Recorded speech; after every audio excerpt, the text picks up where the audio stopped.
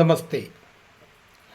നമ്മുടെ ജീവിതത്തിൽ എല്ലാവരുടെയും ആഗ്രഹം സുഖമായി ജീവിക്കുക എന്നതാണ്. അതിനു വേണ്ടിയാണ് എല്ലാവരും കഷ്ടപ്പെടുന്നത്, അധ്വാനിക്കുന്നത്. പക്ഷേ ഈ സുഖം പ്രതീക്ഷിച്ച് ചെയ്യുന്ന എല്ലാ കർമ്മങ്ങളും ഒടുവിൽ ദുഃഖപര്യവസായിയാകുകയാണ്.